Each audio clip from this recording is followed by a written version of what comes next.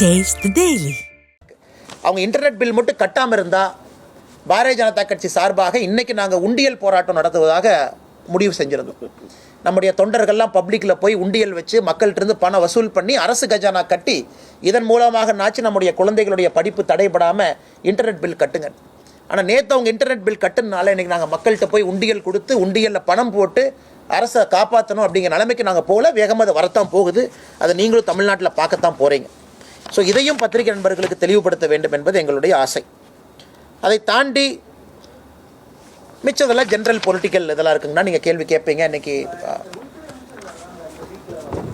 ஆனால் நேற்று நான் உள்துறை அமைச்சர் அவர்களை புதுடெல்லியில் சந்தித்தங்கன்னா உள்துறை அமைச்சருக்கு அழைப்பு விடுத்திருக்கின்றோம். தமிழக பாரதிய ஜனதா கட்சி சார்பாக நம்முடைய அலுவலக கட்டடங்கள் ஒரு 3-4 மாவட்டத்தில் முழுமை பெற்றிருக்குது. அதனால் நீங்கள் அதை திறப்பு விழாவுக்கு நீங்கள் வரணும் அப்படின்னு ரெக்வஸ்ட் பண்ணியிருக்கோங்கன்னா அவங்க இன்றைக்கி நாளைக்குள்ளே தேதி சொல்லுவாங்க. இந்த மாதம் கடைசிக்குள்ளே வருவதற்கான வாய்ப்புகள் ரொம்ப அதிகம். அதே நேரத்தில் 26 ஒரு புயலுக்கான வாய்ப்பு, 27 ஒரு புயலுக்கான வாய்ப்பு. அதையும் நம்ம பார்க்கணுங்கன்னா திருவண்ணாமலை, கோயம்புத்தூர், ராமநாதபுரம் 3 இடமே நமக்கு பாரதிய ஜனதா கட்சியுடைய கட்சி அலுவலகம் தயாராக இருக்குது. இன்றைக்கி நாளைக்கு அவங்க கன்ஃபர்மேஷன் கொடுத்த உடனே உங்களுக்கு நாங்கள் அறிவிப்பு கொடுத்துறோங்கன்னா. ஆனால் நேற்று நான் சென்றது உண்மை. உள்துறை அமைச்சருக்கு அழைப்பு விடுத்திருப்பது உண்மை. அவரும் வருவதாக ஒப்புக்கொண்டிருக்கின்றார். தேதியை மட்டும் அட்ஜஸ்ட் பண்ணணும்.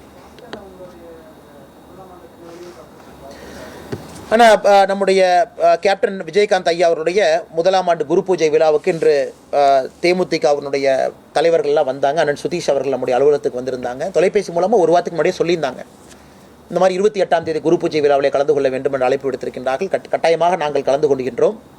ஏன்னா இப்போ உள்துறை அமைச்சருடைய தேதி இன்னுமே முடிவாகலை. எப்போ வர்றாங்கன்னு ஒரு நாள் முன்னாடி பின்னாடி போகலாங்கன்னா தேதி முடிவான பிறகு அதை ஒரு முடிவெடுத்து நாங்கள் சொல்கிறோங்கண்ணா.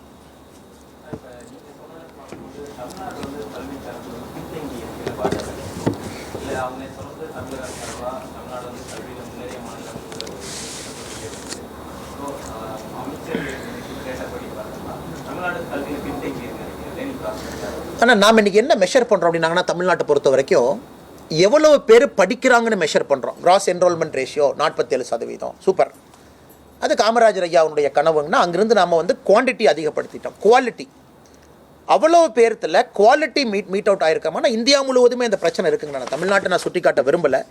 இந்தியா முழுவதும் ஏசர் ரிப்போர்ட்டில் பார்த்தீங்கன்னா. ஆனால் தமிழ்நாடு நீங்கள் கம்பேர் பண்ணிங்கன்னாங்கன்னா சவுத் இந்தியன் ஸ்டேட்ஸ் எல்லாமே நம்மளையே குவாலிட்டி ஆஃப் லேர்னிங் அவுட்கமில் ஓவர்டேக் பண்ண ஆரம்பிச்சிட்டாங்க. கேரளா, கர்நாடகா, தெலுங்கானா, குறிப்பாக இந்த 3 மாநிலங்களும் குவாலிட்டி ஆஃப் லேர்னிங் அவுட்கம் ஏன்னா மெஷர் பண்ணுறாங்க. 3ஆம் கிளாஸ், 5ஆம் கிளாஸ், 8ஆம் கிளாஸ் 3 கிளாஸுக்கு 2 ஆண்டுகளுக்கு ஒரு முறை NCERT, CBSE இவங்க மெஷர் பண்ணுறாங்க.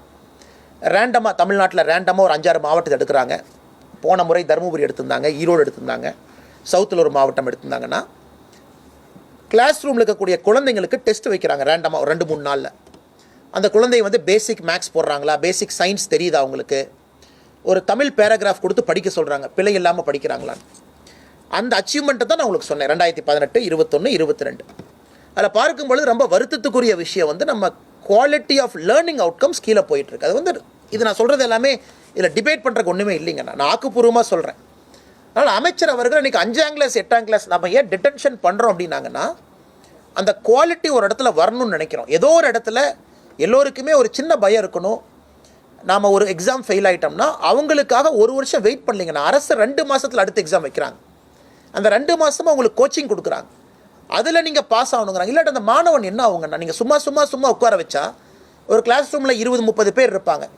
ஓரளவுக்கு எபோ ஆவரேஜ் ஸ்டூடெண்ட் முன்னாடி போயிட்டு இருப்பான், பிலோ ஆவரேஜ் ஸ்டூடெண்ட் பின்னாடி இருப்பான். எப்படி பிலோ ஆவரேஜ் ஸ்டூடெண்ட்டை மேலே கொண்டு வருவீங்க? இதற்காகத்தான் மத்திய அரசு இதை கொண்டு வந்தாங்களோ தவிர வஞ்சிக்கிறக்காக இல்லை. இதையும் மத்திய மாநில அரசு நார்த்து சவுத்துன்னு மாற்றும் பொழுது கொஞ்சம் மனம் வலிக்கிறது. இல்லை நார்த் சவுத் எங்கே வந்துச்சு, மத்திய மாநில அரசு சண்டை எங்கன்னா வந்துச்சு? இது நம்ம 2019-20 புதிய கல்விக் கொள்கையிலேயே சொல்லியிருக்கோம்.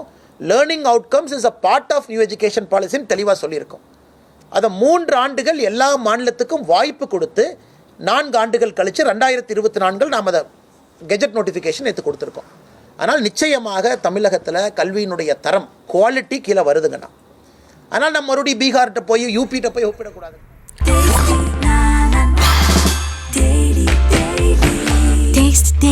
Taste the Daily.